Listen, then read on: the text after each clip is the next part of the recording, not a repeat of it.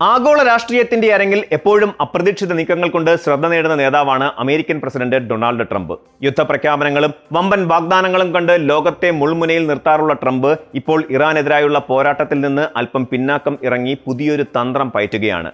പരസ്യമായ സൈനിക ആക്രമണങ്ങൾക്കും അന്ത്യശാസനങ്ങൾക്കും പകരം ലോ കീ അഥവാ നിശബ്ദമായ സാമ്പത്തിക ഉപരോധ തന്ത്രത്തിലേക്ക് അമേരിക്ക താൽക്കാലികമായി വഴിമാറിയിരിക്കുന്നു.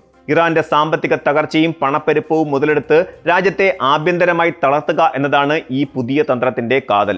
അമേരിക്കൻ മാധ്യമമായ ആക്സിയോസിനോട് ട്രംപ് നടത്തിയ അഭിമുഖത്തിലാണ് ഈ തന്ത്രപരമായ മാറ്റം പരസ്യമാക്കിയത്.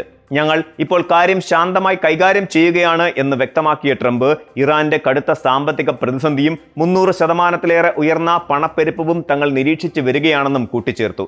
സൈന്യത്തിന് ശമ്പളം കൊടുക്കാൻ പോലും കാശില്ലാതെ ഇറാൻ പൂർണ്ണമായും തകർന്നിരിക്കുകയാണെന്നാണ് അമേരിക്കൻ പ്രസിഡന്റിന്റെ അവകാശവാദം.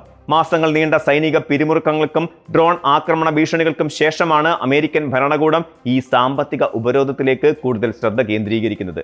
ഒരു കാലത്ത് രണ്ടാം ലോക മഹായുദ്ധത്തിന് ശേഷമുള്ള ഏറ്റവും ശക്തമായ ആക്രമണം നടത്തും എന്ന് ഭീഷണിപ്പെടുത്തിയ ട്രംപ് ഇപ്പോൾ സാമ്പത്തിക വിദഗ്ധരുടെയും ഉപദേശകരുടെയും നിർദ്ദേശങ്ങൾക്ക് മുൻഗണന നൽകുന്നു.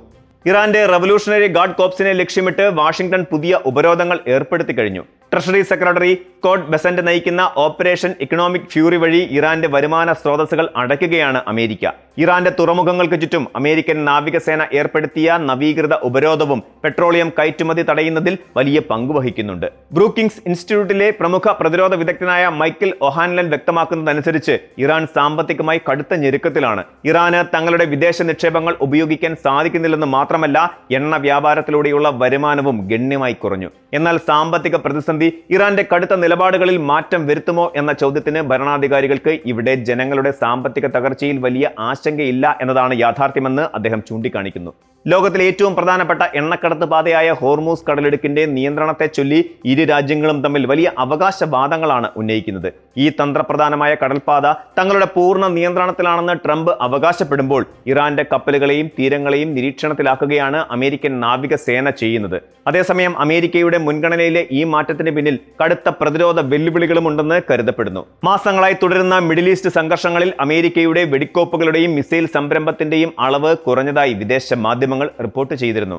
അതിനാൽ നേരിട്ടുള്ള സൈനിക യുദ്ധത്തെക്കാൾ എതിരാളിയെ സാമ്പത്തികമായി തളർത്തുന്നതാണ് അമേരിക്കയ്ക്ക് ഇപ്പോൾ സുരക്ഷിതം. അമേരിക്കയുടെ ഈ പുതിയ തന്ത്രത്തെ പിൻവാങ്ങൽ എന്നാണ് ഇറാൻ വിദേശകാര്യ മന്ത്രാലയം വിശേഷിപ്പിച്ചത്.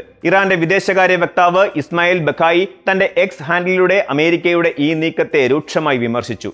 അമേരിക്കയ്ക്ക് നയതന്ത്രത്തിൽ പരാജയം സമ്മതിക്കേണ്ടി വരുമ്പോഴെല്ലാം അവർ ഉപരോധത്തിലേക്ക് ഒളിച്ചോടുന്നു.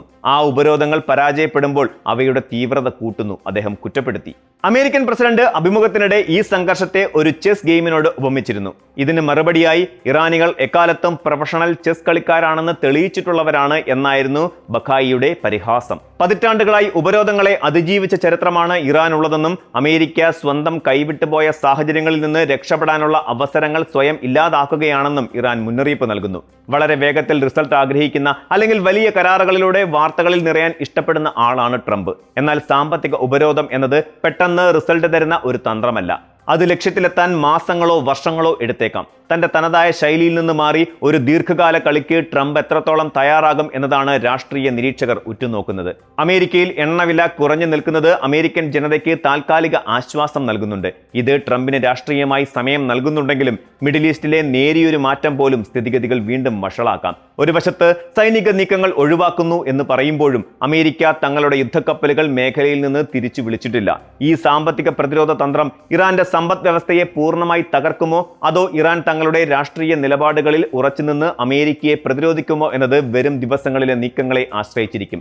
ചതുരംഗ പലകയിലെ കരുക്കൾ നീക്കപ്പെടുമ്പോൾ ഈ നയതന്ത്ര നിശബ്ദത ഒരു വലിയ കൊടുങ്കാറ്റിന് മുൻപുള്ള ശാന്തതയാണോ എന്ന് കാത്തിരുന്ന് കാണേണ്ടതുണ്ട്.